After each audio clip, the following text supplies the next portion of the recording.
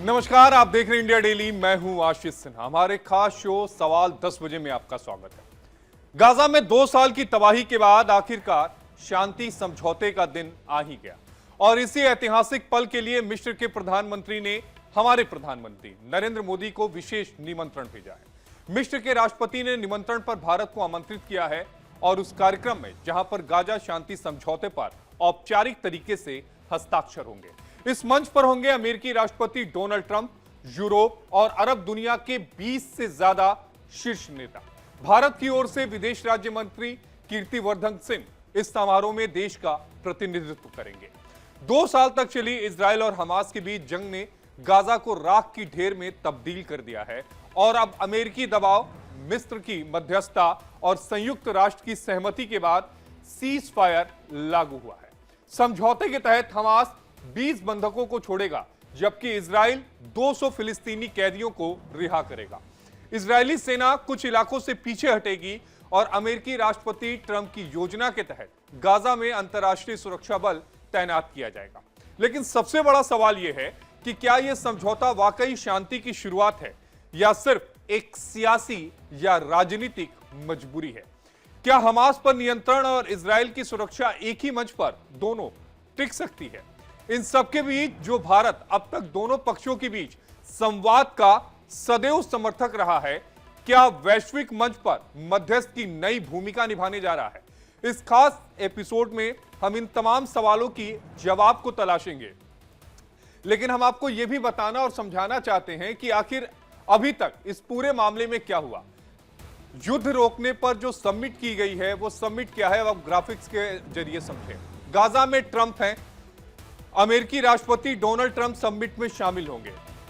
अंतर्राष्ट्रीय red cross समिति की निगरानी में अदला बदली होगी, यानी इजराइल फिलिस्तीनी बंधकों को छोड़ेगा, हमास जो है वो इजराइल के बंधकों को छोड़ेगा।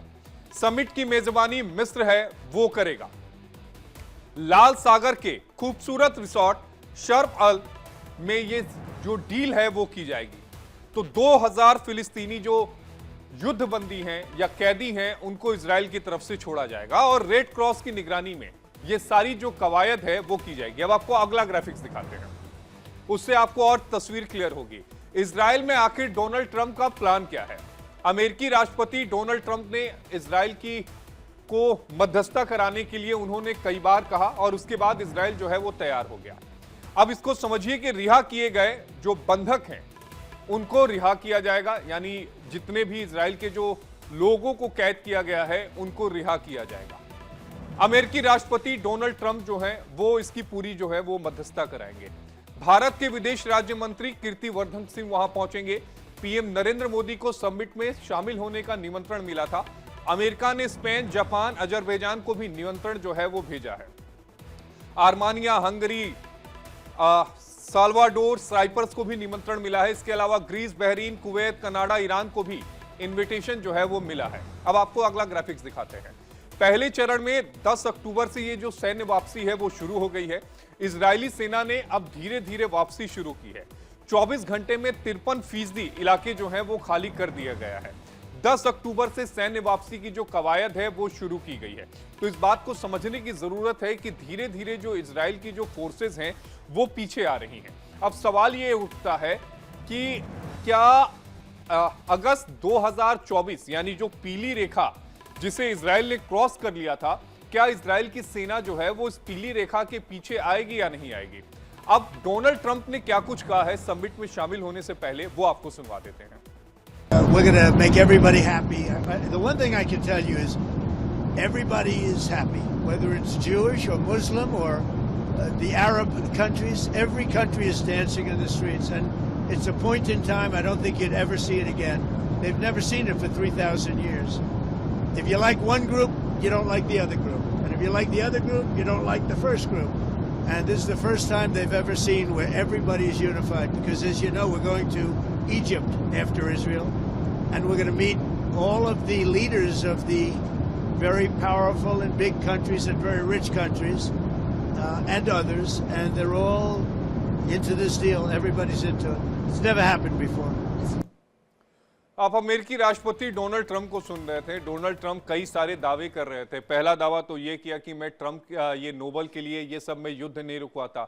दूसरा दावा उन्होंने ये कर डाला कि अफगानिस्तान और पाकिस्तान के बीच में जंग छिड़ी हुई है, उसको भी मैं रुकवाऊंगा। तीसरा दावा उन्होंने ये कर डाला कि मैंने 8 जो युद्ध हैं वो रुकवाए हैं। लेकिन दिलचस्प बात यह है कि जब अमेरिकी राष्ट्रपति अपने प्लेन में जब सवार होते हैं तो उड़ान भरने से पहले ही इस तरह के बयान देखो वो उड़ान भर लेते हैं। और इसी पर चर्चा करने के लिए हमारे साथ 2 खास मेहमान आपको टेलीविजन स्क्रीन पर नजर आ रहे हैं। हमारे साथ मेजर जनरल अनुज माथुर जी हैं। अनुज माथुर सर जय हिंद। हमारे साथ कर्नल शिवदान सिंह जी है। शिवदान सर जय हिंद। मेजर जनरल अनुज माथुर जी, सबसे पहला सवाल आपसे ही होगा कि ये जो पीस प्लान तैयार किया गया है, आज से वो पीस प्लान लागू होगा, लेकिन हमास ने मुश्किलें बढ़ा दी हैं। हमास ये कह रहा है हम हथियार नहीं छोड़ेंगे।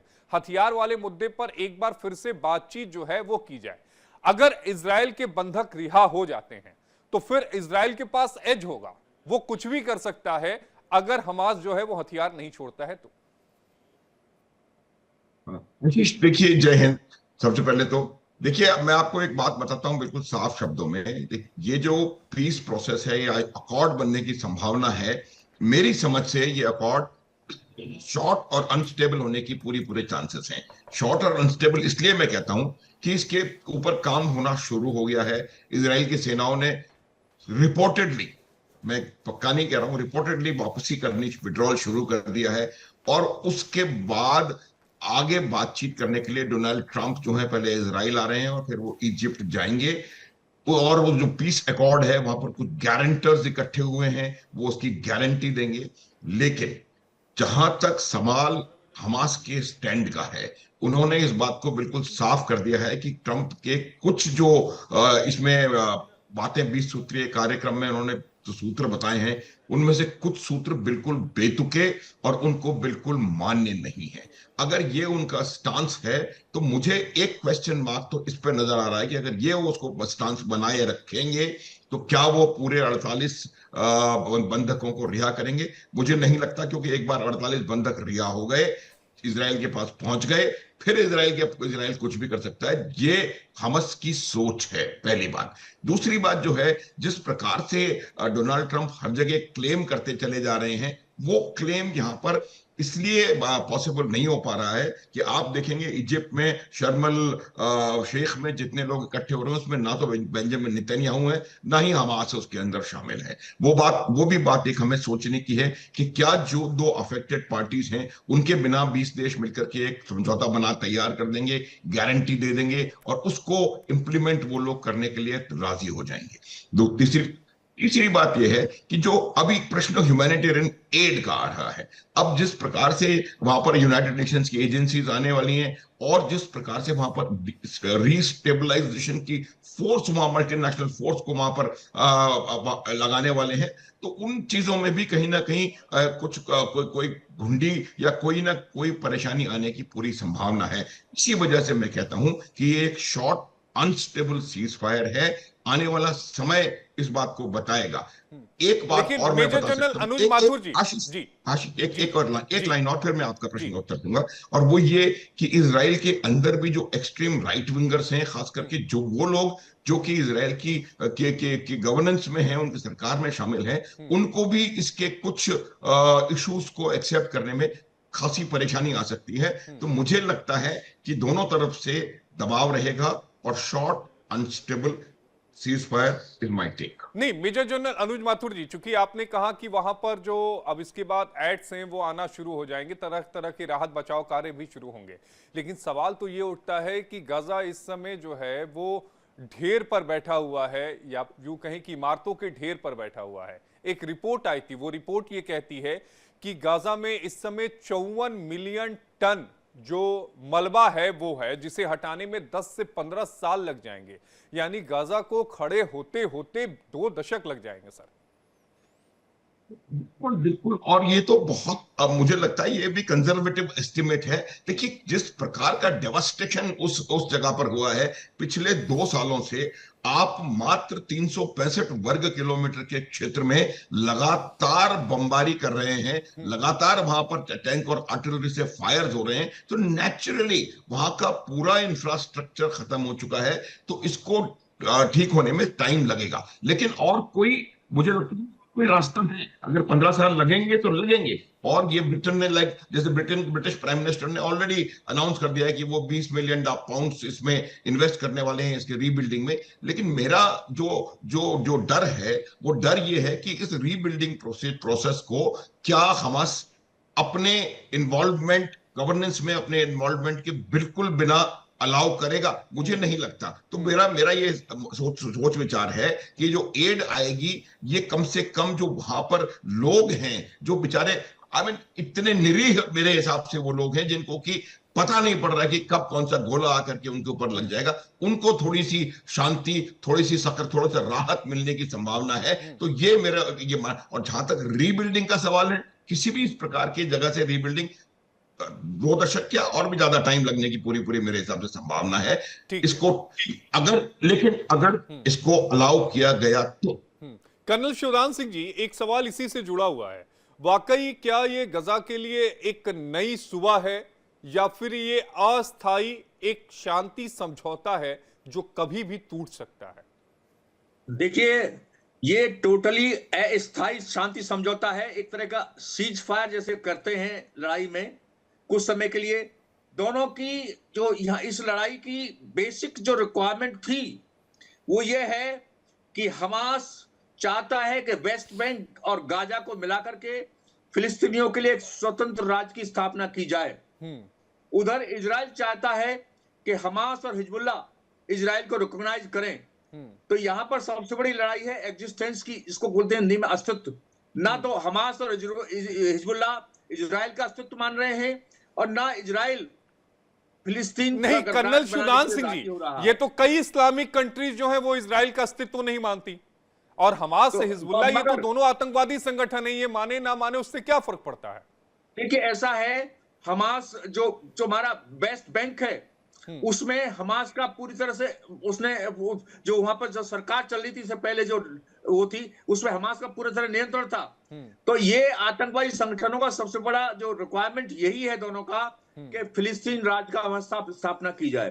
तो और ये दोनों आतंकवादी, जिनको आप आतंकवादी कह रहे हैं, इनका हमास में काफी समय से उनका शासन था यहाँ पर, तो गाजा में, वेस्ट बैंक में। तो यदि ये इतने पॉपुलर है वहां पर, इनका शासन स्थापित हो गया है, तो इनको कम से कम इनकी इस बेसिक मांग को तो प्रेसिडेंट ट्रंप को उस ध्यान में रखना चाहिए था कि इनका भी कोई अस्तित्व हो कि गाजा में और वेस्ट बैंक में फिलिस्तीन का शासन राज्य बने, और उधर ये दोनों इजराइल को। तो जब तक ये मांगे पूरी नहीं होगी तब तक वहां पर शांति समझौता पूरा नहीं होगा। और इस लड़ाई में 63,000 लोग मारे जा चुके हैं वेस्ट बैंक और गाजा के। तो ये एक महाविनाश हुआ है जिसको यूएनओ ने भी महाविनाश बोला है और इजराइल को इसके लिए ब्लेम किया है। जब तक ये घाव पूरे तरह भरेंगे नहीं तब तक यहाँ पर शांति स्थापित नहीं होगी। उधर ये लोग जो जिनका एग्जिस्टेंस खतरे में है फिलिस्तीनियों का, वो जब तक अपने शासन की स्थापना नहीं होगी या जब तक इजराइल को रिकॉग्नाइज नहीं करेंगे, तब तक दोनों के बीच में इस तरह की जो तनाव चलता रहेगा। और ये दोनों संगठन जो आतंकी संगठन है, इनको ईरान सपोर्ट कर रहा है। ईरान जब भी चाहेगा इस क्षेत्र में अशांति फैलाना, तब ये संगठन एक्टिव हो जाएंगे। ठीक है, यूके देवनाथ जी, आप अपनी बात पूरी कर लीजिए। शिवदान सर जी, इसलिए बेसिक रिक्वायरमेंट सबसे पहले यही होना चाहिए था कि इजराइल फिलिस्तीन का एग्जिस्टेंस एक्सेप्ट करे उस एरिया में, गाजा और वेस्ट बैंक में, और ये दोनों आतंकी संगठन इजराइल का एग्जिस्टेंस एक्सेप्ट करें कि हाँ, इजराइल और जूस का भी एक अलग देश है।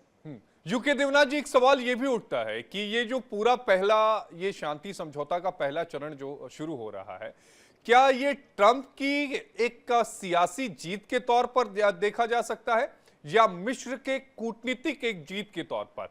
क्योंकि मिस्र जो अभी तक अलग थलग पड़ा हुआ था, हमेशा कतर की बात सामने आती थी अगर मिडिल ईस्ट में कुछ भी होता था, लेकिन पहली बार मिस्र जो है वो इस पूरे फ्रेम में उभर कर सामने आ रहा है। आशीष जी, जहां तक मिस्र की बात है, कतर की तरह से वो सिर्फ फैसिलिटी प्रोवाइडर है। उनका पूरे डिस्कशन पे इन्फ्लुएंस बहुत मामूली सा है। ठीक है, वो वेन्यू प्रोवाइड कर रहे हैं, होटल प्रोवाइड कर रहे हैं, जो क्लरिकल स्टाफ होता है वो प्रोवाइड कर रहे हैं, इससे ज्यादा कुछ भी नहीं है। मिस्र की वहां पर अलसीसी की पश्चिम एशिया में चलती नहीं है। कोई भी पश्चिम एशिया का देश जो है वो मिस्र को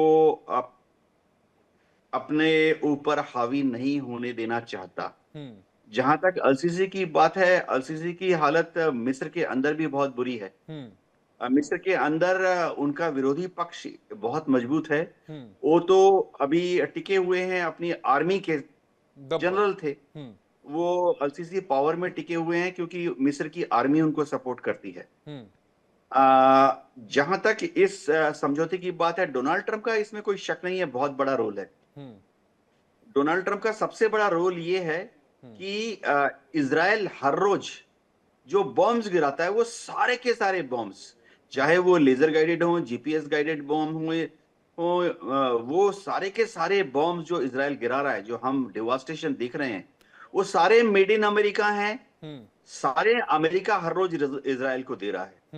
लोग कहते हैं अरे इजराइल की तो अपनी भी आर्म्स इंडस्ट्री बहुत महान है, टेक्नोलॉजी उनके पास है, लेकिन इजराइल में रेत के अलावा कुछ नहीं मिलता जमीन के नीचे। एक बॉम्ब बनाने के लिए, एक मिसाइल बनाने के लिए आपको एल्युमिनियम चाहिए, कॉपर चाहिए, ब्रास चाहिए, लोहा चाहिए, स्टील चाहिए। इनमें से कोई भी चीज इजराइल में रेत के नीचे नहीं मिलती है। तो इसलिए इजराइल क्या करता है कि ये सारे जो बॉम्ब्स हैं वो फिलहाल 100% अभी गजा में जो आप देख रहे हैं, इंडियन एयरफोर्स का एयर हेडक्वार्टर का अंदाजा है कि गजा में पिछले 2 साल में इजराइल की एयरफोर्स ने, इजराइल की एयरफोर्स की बात करो, जो जमीन से जमीन पे हथियार इस्तेमाल किए गए वो तो अलग से हैं, सिर्फ इजराइल की एयरफोर्स ने जो बॉम्ब गिराए हैं उनकी तादाद 80,000 से ज्यादा है। यानी 250 किलो के बॉम्ब, जिसको इंडियन एयरफोर्स में ट्रेडिशनली हम 500 पाउंडर बोलते थे, या 500 किलो के बॉम्ब जिनको हम इंडियन एयरफोर्स में ट्रेडिशनली 1000 पाउंडर बोलते थे, 80,000 से ज्यादा गिरा चुका है। मैं आपको अंदाजा देना चाहता हूं कि इतना बड़ा ये हिरोशिमा और नागाशिका में जो न्यूक्लियर बॉम्ब गिराए गए थे, ये उसकी यील्ड को एक्सीड करता है। और ओपन सोर्स है, 80,000 बॉम्ब अगर इजराइल की एयरफोर्स ने गजा पे गिराए हैं, इंडियन एयरफोर्स का आज की तारीख में कितना स्टॉक है मैं आपको बताता हूं। ओपन सोर्स है, आज की तारीख में हमारी एयरफोर्स के पास 15,000 बॉम्ब है। तो मैं ये लंबा पॉज इसलिए दे रहा हूं कि दर्शक इस चीज को हजम करें कि इंडियन एयरफोर्स का टोटल वॉर स्टॉक 15,000 बॉम्ब्स हैं। तो आप सोच सकते हैं कि किस तादाद में इजराइल ने बॉम्बिंग की है गजा पर। दूसरी बात, गजा पे जब बॉम्ब गिरा रही है इजराइल की एयरफोर्स, मैं जो पोस्ट डैमेज असेसमेंट है मिलिट्री पर्सपेक्टिव से बता रहा हूं। गजा में जो बॉम्ब गिराए गए हैं इजराइल के द्वारा 80,000, ये किसी देश पर नहीं गिराए गए हैं। गजा का क्षेत्रफल है 360 किलोमीटर,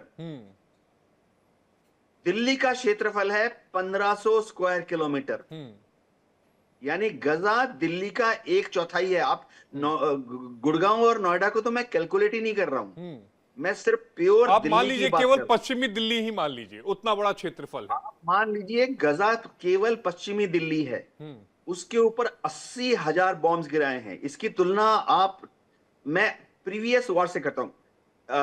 इंडियन एयरफोर्स ने 1965 के वॉर में टोटल कितने बॉम्ब्स गिराए? 1975 का जो युद्ध हुआ, अगर आप देखें, सितंबर के पहले हफ्ते से चालू हुआ और 21 सितंबर को खत्म हो गया सीज फायर। इंडियन एयरफोर्स ने टोटल गिराए 6,500 बॉम्ब 1965 के युद्ध में। 1971 की बात कर रहा हूं, दिसंबर 1971 में जब हमारी लड़ाई हुई तो बॉम्बिंग हमारी एयरफोर्स ने जो बॉम्बिंग मिशन चालू किए 3 दिसंबर को चालू किए, और last bombing mission Indian air force का 15 दिसंबर, 16 दिसंबर को तो सीजफायर ही हो गया।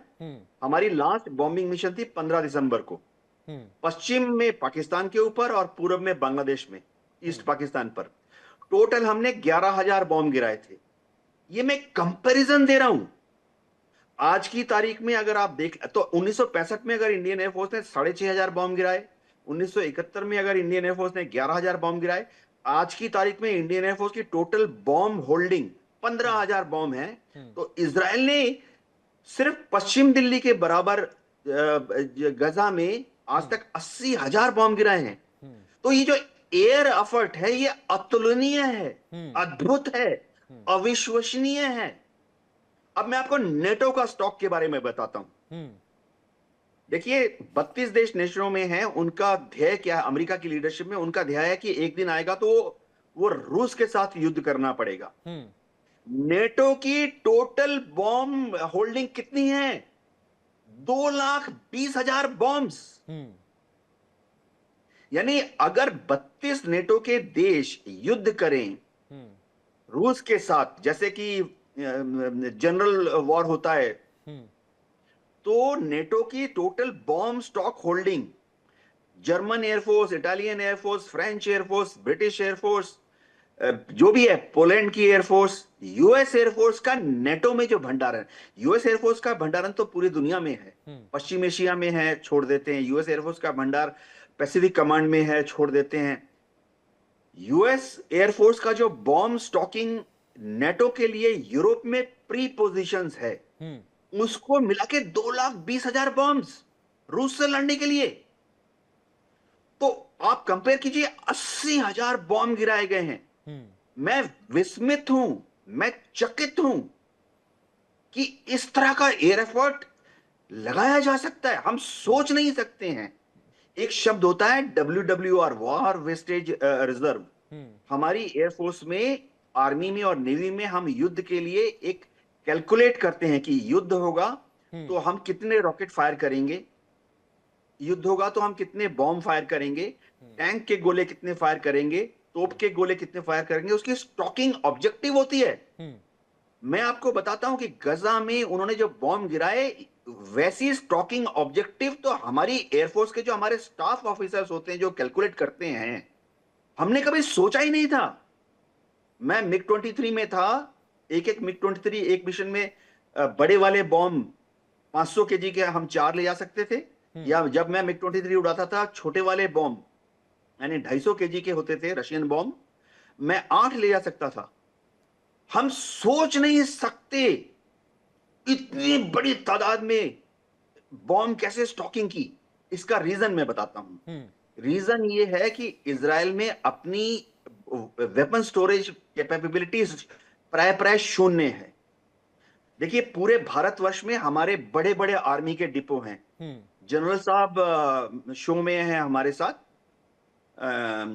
पूरे इंडिया में इंडियन आर्मी ने जो अपने टैंक के गोले, तोप के गोले, मिसाइलें, एयर डिफेंस मिसाइलें स्टॉक की हैं, इंडिया में 7 या 8 जगह पर बड़े बड़े स्टोरेज डिपो हैं। इस तरह से इंडियन एयरफोर्स के 2 बड़े स्टोरेज डिपो हैं मध्य भारत और दक्षिण भारत में। आप हैरान हो जाएंगे कि जितना इंडियन एयरफोर्स का स्टोरिंग है, वो गजा में तो शायद 6 महीने में ही हम फायर कर देते। 2 साल से उस पर इंडियन एयरफोर्स की total bomb holding, missile holding जो है, उससे 4 गुना गिरा चुके हैं।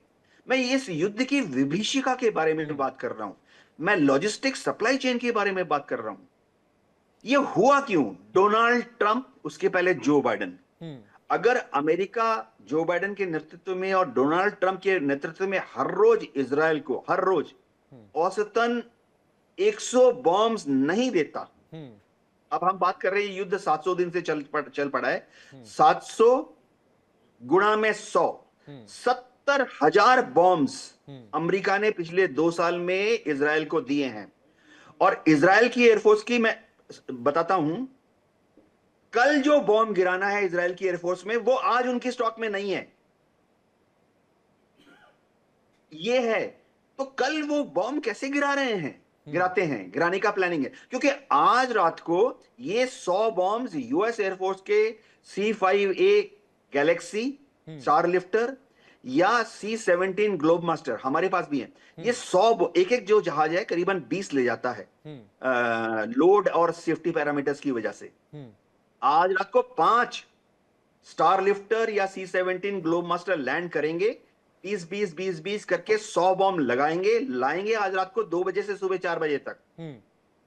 बेन गुरियन इंटरनेशनल एयरफील्ड में, एयरपोर्ट में। ये पिछले 2 साल से ये ड्रामा हो रहा है। दे कौन रहा है? पेंटागन। किसके कहने पे दे रहा है? जो बाइडेन और डोनाल्ड ट्रंप।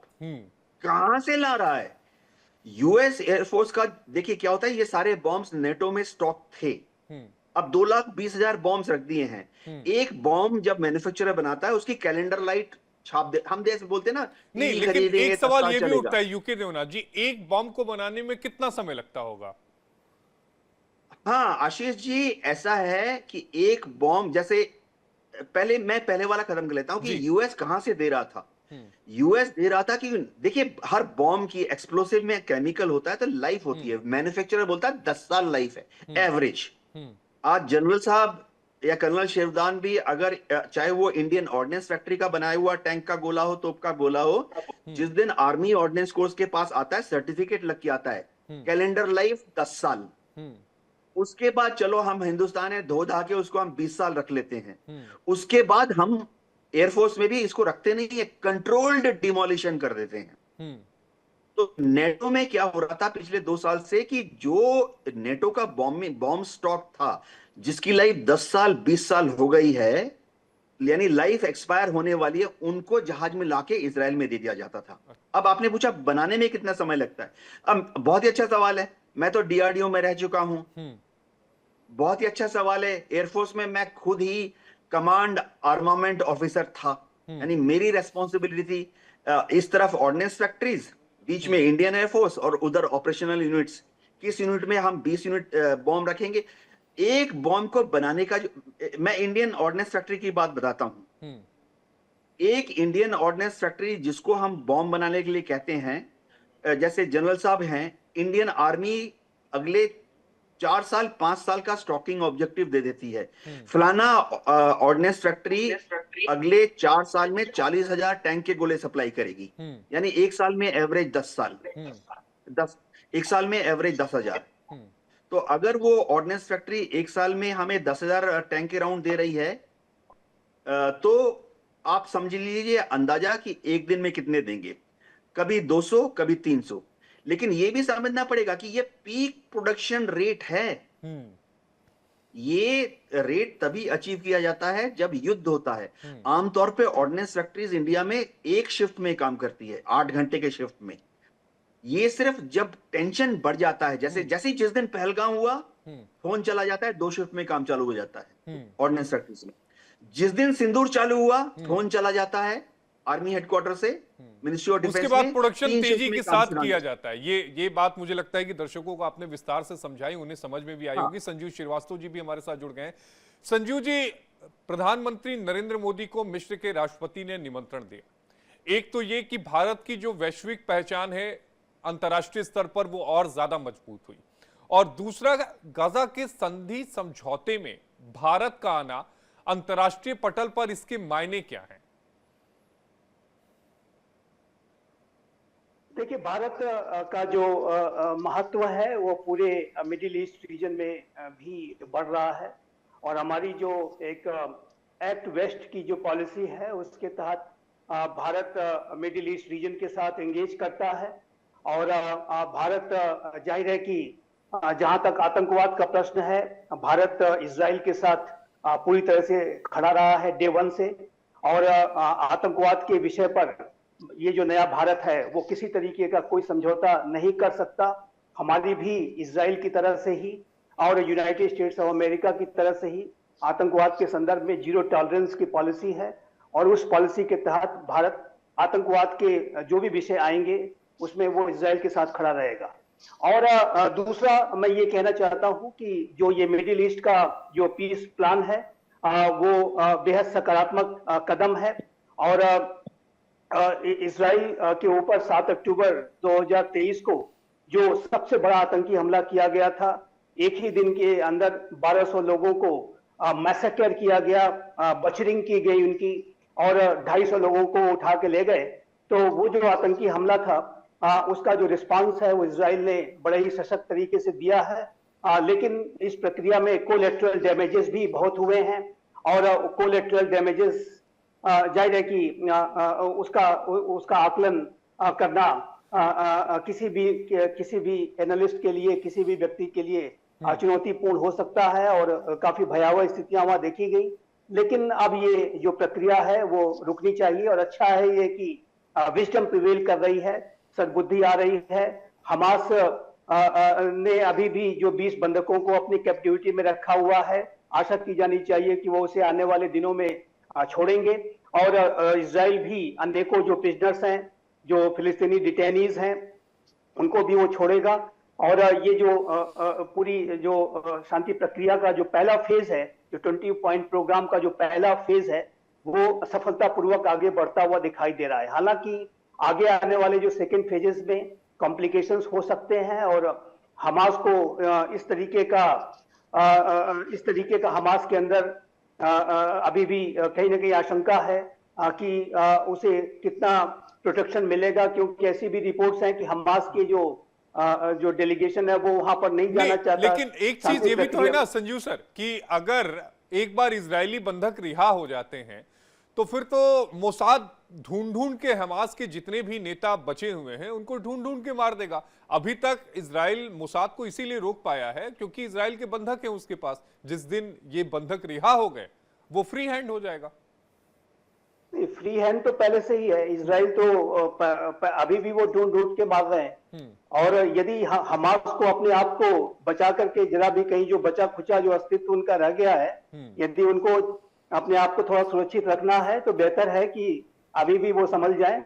नहीं तो इजराइल तो कतर में जाकर के उसने हमले कर दिए थे, ये जानते हुए भी कि हमारे जो बंधक हैं वो हमास के पास है, लेकिन वो कतर में भी घुस के उसने मारा और जहां कहीं भी उसे मौका मिलता है वहां मारता है। और सिर्फ हमास को ही नहीं बल्कि हिजबुल्लाह के जो चीफ को हुती के ठिकानों पर इजराइल, देखिए इजराइल इस तरीके के पुल्स एंड प्रेशर से बहुत ज्यादा दबाव में नहीं आता है, वो अपनी कार्रवाई करता है। लेकिन ये जो हमास को यदि अपना जो बचा खुचा अस्तित्व है यदि उसको बचा के रखना है तो बेहतर है कि वो इसको फॉलो करें। और इसके बारे में इजराइल सहमत है कि वो इस तरीके के जो भी हमास के ऊपर अब कार्रवाइयां नहीं करेगा। और यही कारण है कि राष्ट्रपति डोनाल्ड ट्रंप स्वयं वो यात्रा कर रहे हैं इजराइल की, और वहां पर उसके बाद वो इजिप्ट जाएंगे और एक शांति समझौते पे हस्ताक्षर होंगे। और मेरा ऐसा मानना है कि हमास ने यदि यहाँ से अपने आतंक परस्त इरादों को त्याग दिया तो हमास का जो अस्तित्व है, जो भी उसके लीडर्स हैं यहाँ वहाँ जहाँ कहीं भी वो हैं, वो बचे रह सकते हैं, उनके लिए सर्वाइवल की पॉसिबिलिटी है। लेकिन यदि उन्होंने नहीं माना या फिर से उन्होंने आतंक का रास्ता अपनाया तो जैसा कि डोनाल्ड ट्रंप ने कहा कि वो नारकीय स्थिति को देखेंगे, जो हेल है उनके ऊपर टूट पड़ेगा। तो ये जो सारी स्थितियां हैं वो हमास को समझना होगा। लेकिन जहां तक गाजा में निर्दोष लोगों के मारे जाने का प्रश्न है तो वो बड़ी संख्या में निर्दोष लोग मारे गए हैं और बड़े दुख के साथ कहना पड़ता है कि उसमें ज्यादातर महिलाएं और बच्चे रहे हैं और बहुत ही भयावह स्थितियां रही हैं। तो ये जो शांति का जो की आवश्यकता, नितांत आवश्यकता थी, तुरंत होना चाहिए था और अब ये हो रहा है, ये इसका स्वागत किया जाना चाहिए। और हमारे प्रधानमंत्री श्री नरेंद्र मोदी ने कई बार अपने बयानों के माध्यम से अपने इस डोनाल्ड ट्रंप के पीस प्लान का स्वागत किया है। और हमारे विदेश राज्य मंत्री आज पूरे उसमें जो शांति समझौते के हस्ताक्षर सेरेमनी जो होगी, साइनिंग सेरेमनी, उसमें वो शामिल भी होंगे। तो ये भारत का को इन्विटेशन देना इस बात को स्पष्ट रूप से दर्शाता है कि भारत का जो मिडिल ईस्ट रीजन में जो प्रभाव है, जो इन्फ्लुएंस है, वो बहुत बढ़ रहा है। और भारत का जो एंगेजमेंट है वो चाहे I2U2 का इनिशिएटिव आप देख लें या India middle east Europe economic corridor का इनिशिएटिव देख लें, जिसको कि डोनाल्ड ट्रंप अमेरिका तक ले जाना चाहते हैं। तो ये जो सारी भारत के संदर्भ में जो अप्रोचेस दिखाए जा रहे हैं मिडिल ईस्ट रीजन के राष्ट्रों के साथ, वो भारत के बढ़ते हुए जो वैश्विक प्रभाव को और मिडिल ईस्ट रीजन में विशेष रूप से बढ़ते हुए प्रभाव को दर्शाता है। और मेरा मानना है कि भारत एक सकारात्मक भूमिका मिडिल ईस्ट रीजन में भी शांति, सुरक्षा, स्थिरता को बनाए रखने में प्ले करेगा। अनुज माथुर जी, एक सवाल यहाँ पर ईरान की भूमिका को भी लेकर उठता है। मिस्र के राष्ट्रपति ने इस समिट में ईरान को भी निमंत्रण दिया है। यानी ईरान और अमेरिका एक मंच पर शांति समझौता किन्हीं दो दूसरे मुल्कों के बीच में कराने जा रहे हैं। तो ऐसे में स्थिति क्या रहने वाली है? ईरान भी मिडिल ईस्ट में एक नई भूमिका के साथ मैदान में उतर रहा है। आशीष, देखिए, ईरान तो हमेशा से मिडिल ईस्ट में, और न केवल मिडिल ईस्ट में बल्कि पूरे इस्लामिक वर्ल्ड का खलीफा बनने की फितरत में रहता है। देखिए, आपको मैं एक बात बताता हूं कि ईरान का इसमें बहुत बड़ा मुझे लगता है हाथ होने की संभावना है, क्योंकि वो जो संगठन है जो इजराइल के खिलाफ युद्ध कर रहे हैं, जो जो आतंकवादी संगठन है, चाहे वो हुती हो, चाहे हिजबुल्ला हो या हमास हो, वो तमाम संगठन ईरान के स्वयं के द्वारा क्रिएट किए गए हैं, और ईरान ही है जो कि उन संगठनों को अभी तक मेंटेन करके और उनको इजराइल के खिलाफ युद्ध में इस प्रयोग में ला रहा है। जहां तक सवाल अमेरिका और ईरान का है, देखिए, मैं ये बात हमको पता होनी चाहिए कि अमेरिका और ईरान जो है वो शत्रु नहीं है। अमेरिका और ईरान के बीच में बातचीत सदैव से चलती रही है। अमेरिका की कुछ इंपॉर्टेंट रिक्वायरमेंट्स हैं, वो चाहते हैं कि ईरान किसी भी प्रकार से कोई न्यूक्लियर आर्सेनल ना बनाए, और भी कई इश्यूज, मेजर इश्यूज हैं। अमेरिका की अपनी रिक्वायरमेंट्स हैं, अमेरिका की अपनी चीजें हैं कि वो मिडिल ईस्ट में जो उनका प्रभुत्व है और जो उनके बेसिस वहां पर मिडिल ईस्ट में बने हुए हैं, उनको किस प्रकार से बनाए रखा जाए, और प्रभुत्व को कायम करने के लिए कैसे चीन और रूस को वहां से बाहर रखा जाए, उसमें ईरान एक बहुत इंपॉर्टेंट रोल प्ले कर रहा है। ये उसका ओवरऑल, और मेरे हिसाब से उसकी जो जो सोच विचार है ईरान का, वो ये है। अमेरिका का और ईरान का एक मंच पर आना, वो मंच जो कि किन्हीं दो दूसरी देशों के बीच में शांति स्थापना का प्रयास कर रहा है, जो कि मैंने बताया फ्रेजाइल से बेहतर कुछ हो नहीं सकती, उसमें मुझे नहीं लगता बहुत ज्यादा कोई बड़ी भारी अड़चन आएगी। पता नहीं ईरान वहां पर जाएगा या नहीं जाएगा, उसमें हिस्सा लेगा या नहीं लेगा, मुझे बहुत बड़ा शक है।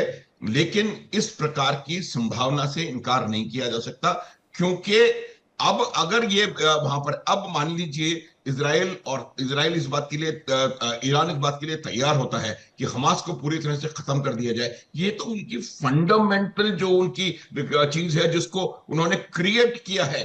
हमास जो है ईरान का क्रिएशन है, उसको पूरी तरह से कैसे समाप्त होने देगा ईरान? तो मुझे लगता है कि ये बहुत ज्यादा कॉम्प्लिकेटेड इश्यू होने वाला है। इतनी आसानी से ये बात बनेगी नहीं, और न केवल ईरान बल्कि हमास का भी जो ऑर्गेनाइजेशन है, उन्होंने भी ये साफ कर दिया है कि पोस्ट सीज फायर या पोस्ट पीस अकॉर्ड जो जो जो पॉलिटिकल अरेंजमेंट होगा, उसमें हमास का होना आवश्यक है। हमास को पूरी तरह खत्म नहीं किया जाएगा, और हमास एक शक्ति के रूप में वहां बना रहेगा। जबकि अमेरिका ने बिल्कुल साफ करके कहा है कि हमास किसी भी प्रकार के गवर्नेंस में, किसी भी प्रकार की पीस कीपिंग में शामिल नहीं होगा, क्योंकि हमास उनके हिसाब से एक आतंकवादी संगठन है। तो बहुत सारे कॉम्प्लिकेशंस हैं, बहुत सारी डिफिकल्टीज हैं, लेकिन कोई भी, अब जैसे आप अभी मॉस्को डायलॉग था, वहां भारत और पाकिस्तान एक जगह पर थे।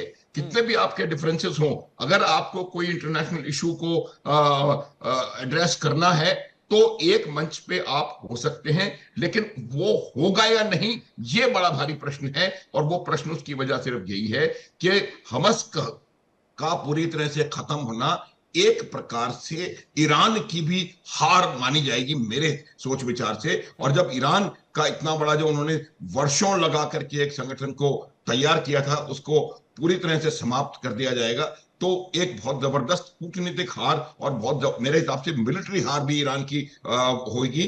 तो आगे क्या होगा, ये बहुत बड़ा प्रश्न चिन्ह है मेरे हिसाब से। और ये इतना आसान नहीं होगा कि मिडिल ईस्ट में पीस को ब्रोकर कर दिया जाए। वो कितना भी कहते रहे डोनाल्ड ट्रंप, मैंने 8 युद्ध रोक दिए, 10 रोक दिए, उनकी सर्कमस्टेंसेस कुछ और थे, किस वजह से हुआ वो अलग बात है। लेकिन इस कॉम्प्लिकेटेड इशू को इतनी आसानी से रिजॉल्व किया जा सकता है, ये अगर संभावना होती तो ये 2 साल पहले युद्ध खत्म हो चुका होता। तो बहुत ज्यादा चीजें हैं, दोनों पक्षों को अपने जो एक्सट्रीम स्टैंड्स हैं उनसे मेल्ट डाउन करना पड़ेगा। इजराइल और अमेरिका को भी कहीं ना कहीं हमास का के कुछ इश्यूज को मुझे लगता है एक्सेप्ट करना पड़ेगा। आने वाले जो दौरों की बातचीत होंगी, उन दौरों में ये बातचीत निकल उभर करके सामने आएगी। करने दिया जाएगा या नहीं, इजराइल के अंदर जो एक्सट्रीम राइट विंगर्स हैं वो इसको अलाउ करेंगे या नहीं, ये एक बहुत बड़ा प्रश्न चिन्ह मेरे हिसाब से लगा हुआ है। और मैं फिर इस बात को आशीष कहूंगा कि ये शॉर्ट अनस्टेबल सीज फायर है। हम सब चाहते हैं कि वहां सीज फायर हो। 65,000 लोग वहां मारे जा चुके हैं। किसी भी प्रकार का इस प्रकार का ह्यूमन लॉस एक्सेप्टेबल किसी को भी नहीं होना चाहिए। भूखे हमारे लोग मर रहे हैं इतने, लेकिन ये फिलिस्तीनियों को भी निर्णय इस बात का करना है। उनको समझना पड़ेगा कि उनकी समस्याओं की मेन वजह शायद कहीं ना कहीं हमास है, और उनको हमास को अपने उससे अलग हटाना पड़ेगा। तभी कहीं जाकर के मुझे लगता है वहां पर शांति की स्थापना हो जाएगी।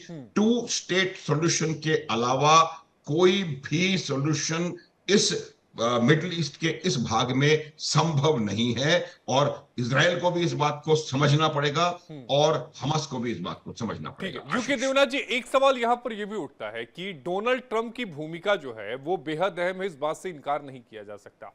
आज जब वो अमेरिका से निकले थे इजराइल के लिए, तब भी उन्होंने एक बयान दिया और इसमें उन्होंने कहा कि ये सब काम मैं नोबल के लिए नहीं करता। दूसरी बात उन्होंने ये कही कि मैंने सुना कि अफगानिस्तान और पाकिस्तान में भी जंग शुरू हो गई है, मुझे इजराइल और मिस्र से वापस आने दीजिए, मैं उस जंग को भी रुकवा दूंगा। थोड़ा हाइपरबोल है, लेकिन इस बात से इनकार नहीं किया जा सकता कि मंशा थोड़ी कमोबेश ठीक नजर आती है कि वो चाहते नहीं है कि युद्ध रुक जाए। कई बार ऐसा लोग होते हैं कि क्रेडिट बहुत ज्यादा लेना चाहते हैं, तो ये डोनाल्ड ट्रंप उनमें से है। काम कर रहे हैं, इस बात से इनकार नहीं किया जा सकता। आशीष जी, जब हम सब ने मैनेजमेंट पढ़ा था तो उसमें बताया गया था लीडरशिप स्टाइल। तो लीडरशिप स्टाइल एक एक्सट्रीम में ऐसा होता है कि लीडर ऐसा होता है जो कि कहता है कि मेरी संस्था ने जो कुछ हासिल किया वो मेरे मातहतों की, यानी मेरे जो अनुयायी हैं या मेरे सबॉर्डिनेट्स हैं, उनकी वजह से हासिल हुआ। जनरल माथुर मेरे साथ हैं, मैं इनको व्यक्तिगत तौर पे जाता हूं। इन्होंने हमेशा कहा एज ए मेजर जनरल कि इन्होंने जिंदगी में जो हासिल किया वो यंग कैप्टन और यंग मेजर्स ने जो किया उसकी वजह से इन्होंने हासिल किया। दूसरा लीडरशिप एक्सट्रीम दूसरी तरफ भी होता है, जहां लीडरशिप बोलता है कि मेरी संस्था में, मेरे ऑर्गेनाइजेशन में, मेरी कंपनी में या मेरे देश में जो कुछ हो रहा है मैंने ही कराया, मैं नहीं होता तो ये सब नहीं होता। एनीवे, डोनाल्ड ट्रंप ने अब अगले साल के नोबेल पीस प्राइज के लिए अपना प्रयास चालू कर दिया है। देखिए, सीरियसली बात ये करता हूं कि इसमें कोई शक नहीं है कि दुनिया भर में काफी जगह स्कर्मिश हो रहे हैं। अफगानिस्तान और पाकिस्तान का जो युद्ध है, अभी फिलहाल युद्ध नहीं है, बॉर्डर में स्कर्मिश है, युद्ध नहीं है। ये सोचना कि अफगानिस्तान पाकिस्तान के साथ युद्ध कर सकता है, मिलिट्री डेफिनेशन फिट नहीं होता है। अफगानिस्तान के पास एयरफोर्स नहीं है। पाकिस्तान की एयरफोर्स जब भी चाहे अफगानिस्तान की एयर स्पेस में जाके मंडरा सकती है, क्योंकि कोई रेजिस्टेंस नहीं है। अफगानिस्तान के पास कोई खास एयर डिफेंस सिस्टम्स भी नहीं है। क्या अफगानिस्तान की आर्मी और पाकिस्तान की आर्मी के बीच में जो चल रहा है, ये बॉर्डर में ऐसे स्कर्मिश दुनिया के सारे देशों में चलते रहते हैं, कोई खास युद्ध नहीं है। हाँ ठीक है, कभी कभी इधर 10 मारे जाते हैं, उधर 2 मारे जाते हैं। मैं डोनाल्ड ट्रंप के बारे में बात कर रहा हूं। देखिए, इस दुनिया में डोनाल्ड ट्रंप जब राष्ट्रपति बने, उन्होंने बोला मेक अमेरिका ग्रेट अगेन। असल में उसका मतलब था कि make Donald Trump great again. उन्होंने जो अपनी छवि छोड़ना चाहते हैं वो एक महान नेता के हिसाब से छोड़ना चाहते हैं। ठीक है, अच्छी बात है, और इसमें कोई शक नहीं कि अमेरिका दुनिया में शांति ला सकता है। आप द्वितीय विश्व युद्ध के बाद अगर किसी भी युद्ध का नाम ले लीजिए, 70 युद्ध हो चुके हैं द्वितीय विश्व युद्ध के बाद। हर युद्ध में मजे की चीज है कि एक तरफ दूसरा देश होता था, दूसरी तरफ अमेरिका होता था। कॉमन फैक्टर सारे 70 युद्ध जो द्वितीय विश्व युद्ध के बाद लड़े गए हैं वो अमेरिका द्वारा ही चलाए गए हैं, इस पक्ष से या उस पक्ष से। इसका बहुत बड़ा रीजन है कि अमेरिका ने दुनिया भर में 100-150 जगह पर मिलिट्री बेस स्थापित किए हैं। उसका क्या लक्ष्य है कि दुनिया में हर कॉन्टिनेंट में उसका दबा रहेगा। ठीक है, कोशिश कर रहे हैं, अच्छी बात है। तो शांति वही ला सकता है जो कि युद्ध शुरू कर सकता है। आज की तारीख में चीन इस हालत में नहीं है कि वो एक युद्ध को शुरू करे। चीन खुद भी जानता है कि वह एक युद्ध शुरू नहीं कर सकता। अगर युद्ध शुरू कर सकता होता चीन, तो उसने ताइवान को आज से दशकों पहले ही गलबचिया लिया होता। आज की तारीख में युद्ध महाशक्ति नहीं है, ठीक है, अच्छी शक्ति है, लेकिन आज की तारीख में रूस का क्या वंश हुआ यूक्रेन में घुसने के बाद हमने देख लिया। रूस में भी अभी वो रिजर्व ऑफ स्ट्रेटेजिक पावर बचा नहीं है कि वो एक नया फ्रंट खोल दे, नया युद्ध करे। तो बाकी कौन बचा है? ये फ्रांस, इटली, जर्मनी, ये सब गौण है, सेकेंडरी पावर्स हैं। इनको वीटो पावर तो ऑनररी दिया हुआ है, इनमें वो दम नहीं है इन देशों में जो कि 50 या 60 या 70 के दशक में था। आज की तारीख में मिलिट्री पावर अगर देखें तो फ्रांस, इंग्लैंड, जर्मनी की मिलिट्री पावर भारत की मिलिट्री पावर से भी कम है। तो कौन है महान साम्राज्य गठन करने की क्षमता रखने वाला देश? एक समय में हम कहते हैं मगध साम्राज्य उत्तर भारत में, आज की तारीख में है अमेरिका, और उसके शासक कौन है? Donald Trump. डोनाल्ड ट्रंप युद्ध चालू कर सकते हैं, दिखा दिया उन्होंने। डोनाल्ड ट्रंप युद्ध रोक सकते हैं, दिखा दिया उन्होंने। चालू क्यों कर सकते हैं ये समझना पड़ेगा, क्योंकि अमेरिका का अपना निहित स्वार्थ है। और डोनाल्ड ट्रंप युद्ध क्यों रोक सकते हैं दुनिया में? क्यों? जिस दिन डोनाल्ड ट्रंप, मैं फिर से अपने, देखिए कोई भी युद्ध होता है वो लॉजिस्टिक सप्लाई चेन पर लड़ा जाता है। यूक्रेन का युद्ध हो, हमास का युद्ध हो, दुनिया में कोई भी युद्ध हो, जिस दिन हथियार आने बंद हो जाते हैं, मैं टैंक की बात नहीं कर रहा, मैं टैंक के गोले की बात कर रहा, मैं तोप की बात नहीं कर रहा हूं, मैं तोप के गोले की बात कर रहा हूं, मैं हवाई जहाज की बात नहीं कर रहा हूं, मैं हवाई जहाज में बॉम्ब एंड रॉकेट और मिसाइल फिट होते हैं उसकी बात कर रहा हूं। जिस दिन टैंक का गोला, तोप का गोला, इनका लॉजिस्टिक सप्लाई चेन बंद हो जाए या शिथिल पड़ जाए, युद्ध बंद हो जाता है। तो कौन सा ऐसा देश है जो कि दुनिया में अलग अलग जगह पर जो युद्ध हो रहे हैं उसमें टैंक का गोला सप्लाई रोक दे? अमेरिका। कौन सा ऐसा देश है जो कि दुनिया में अलग अलग जगह युद्ध हो रहा है वहां पर हवाई जहाज के बॉम्ब की सप्लाई रोक दे? अमेरिका। तो युद्ध रोकने का एकमात्र चाबी, कुंजी या पतंग की डोर डोनाल्ड ट्रंप के हाथ में है। जी संजीव श्रीवास्तव जी, कि अगर हम पूरे मिडिल ईस्ट की इस पॉलिटिक्स को देखें तो इस सीज फायर के बाद जो पहला चरण शुरू हो रहा है, क्या कुछ बदलाव आपको नजर आते हुए दिख रहा है? और नो डाउट भारत एक मजबूत मुल्क के तौर पर पूरे अंतर्राष्ट्रीय पटल पर उभर कर सामने आ रहा है। अगर मिडिल ईस्ट की भी बात की जाए, खासकर मिडिल ईस्ट का मतलब यहां पर इस्लामिक कंट्रीज हैं, उनके बीच में भारत का आना बहुत बड़ी बात है। देखिए, अभी मैं देवनाथ साहब की बात सुन रहा था और मेरे असेसमेंट के मुताबिक मैं लाइटर नोट पे कह रहा हूं कि डोनाल्ड ट्रंप को ये लगता है कि युद्ध रोकने की चाबी तो मोदी जी के हाथ में है, और वो उनको ऐसा लगता है कि रशिया यूक्रेन युद्ध मोदी जी का ही युद्ध है। तो यूनाइटेड स्टेट्स ऑफ अमेरिका के राष्ट्रपति किस अप्रोच के साथ कब काम करेंगे ये कहा नहीं जा सकता, लेकिन इसमें कोई दो राय नहीं है। जैसा कि देवनाथ साहब ने कहा कि अमेरिका एक उसका एक बहुत ही बड़ा वैश्विक प्रभाव है और वो पूरे विश्व की जो राजनीति है उसमें गहरा दखल रखता है। 600 से भी ज्यादा उसके बेसिस हैं पूरे विश्व भर में फैले हुए, और अमेरिका की अपनी एक ग्लोबल हेजेमोनी है। लेकिन इसमें कोई दो राय नहीं है कि जो अन्य शक्तियां हैं वो इमर्ज कर चुकी हैं, और आज का जो 21वीं सदी के तीसरे दशक का ये जो पूरा विश्व है उसमें अमेरिका यदि चाहे कि वो पूरी विश्व को डिक्टेट करे तो वो नहीं होने जा रहा है। और भारत का आपने स्टैंड देखा ही कि भारत किस तरीके से अपनी स्ट्रेटजिक ऑटोनॉमी को पूरी तरीके से एक्सरसाइज करते हुए अमेरिका के डिक्टेशंस के आधार पर हम कभी काम नहीं करते हैं। और फॉर दैट मैटर हमने कभी भी अमेरिका के डिक्टेशंस को नहीं माना है। हमने अपने जो निर्णय है वो अपने स्वयं से लिए हैं। इवन की जो शीत युद्ध का समय था उस समय भी हम गुटनिरपेक्ष आंदोलन के सदस्य थे, उसके लीडर थे रादर, और आज भी भारत अपनी स्ट्रेटजिक ऑटोनॉमी को इंटैक्ट करके रखे हुआ है। और चाहे वो डोनाल्ड ट्रंप कुछ भी कह ले, टैरिफ लगा दे, और लेकिन उसके अलावा उसके बावजूद भी भारत के ऊपर इसका कोई असर नहीं पड़ने वाला। लेकिन भारत का जहां तक वैश्विक प्रभाव है, जो ग्लोबल इन्फ्लुएंस है, वो जैसा कि मैंने कहा कि मिडिल ईस्ट रीजन में भी बढ़ रहा है, पूरे विश्व में बढ़ रहा है, और भारत विश्व का सबसे बड़ा लोकतांत्रिक राष्ट्र है, सबसे तेज गति से बढ़ती हुई मेजर इकोनॉमी है, न्यूक्लियर वेपन से संपन्न राष्ट्र है, न्यूक्लियर पावर स्टेट है, और जाहिर है कि भारत का जो एक सॉफ्ट पावर का जो ताकत है, जो भारत का एक सिविलाइजेशनल स्टेट के तौर पर भी जो हमारी पहचान है, वो भी बहुत बड़ी है।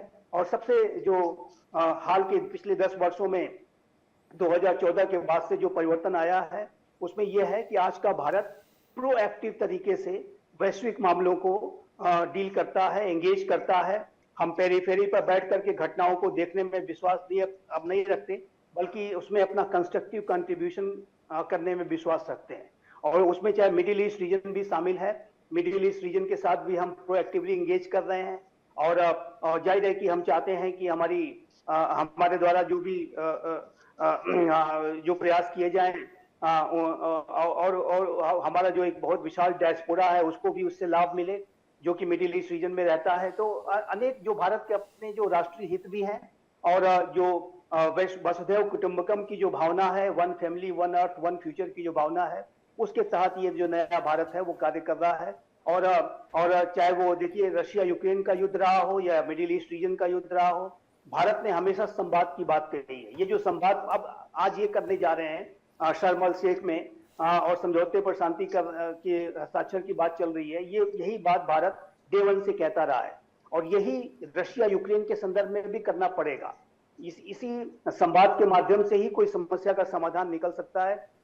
यदि आप चाहेंगे कि किसी के ऊपर युद्ध के माध्यम से कोई किसी राष्ट्र को झुका ले, दबा ले, तो वो नहीं होने वाला।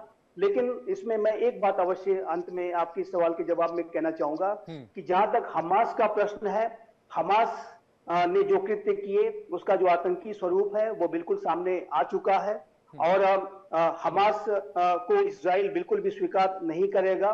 हमास को अपने आतंकी मंसूबों को त्यागना होगा, गाजा पर शासन करने की उसकी जो महत्वाकांक्षाएं हैं उसको उसे विराम देना होगा। और लेकिन यहाँ पर एक संकट हमास के अस्तित्व का भी होगा, जिसको लेकर हमास भी चिंतित है।